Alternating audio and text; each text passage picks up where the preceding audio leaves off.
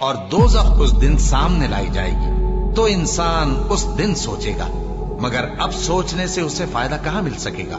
کہے گا کاش میں نے اپنی اس زندگی کے لیے کچھ آگے بھیجا ہوتا، تو اس دن نہ کوئی اللہ کے عذاب کی طرح کا عذاب دے گا اور نہ کوئی اس کے جکڑنے کی طرح جکڑے گا۔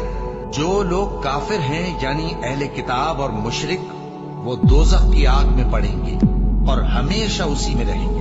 یہ لوگ سب مخلوق سے زیادہ برے ہیں۔ جن لوگوں نے مومن مردوں اور مومن عورتوں کو تکلیفیں دیں اور توبہ نہ کی، ان کو دوزخ کا اور عذاب بھی ہوگا اور جلنے کا عذاب بھی۔ بے شک دوزخ گھات میں ہے، یعنی سرکشوں کے لیے کہ ان کا وہی ٹھکانہ ہے، اس میں وہ صدیوں پڑے رہیں گے۔ وہاں نہ ٹھنڈک کا مزہ چکھیں گے، نہ کچھ پینا نصیب ہوگا مگر کھولتا پانی اور بدبودار پیپ۔ یہ بدلہ ہے ان کے اعمال کے موافق۔ یہ لوگ حساب آخرت کی امید ہی نہیں رکھتے تھے اور ہماری آیتوں کو مسلسل جھٹلاتے رہتے تھے۔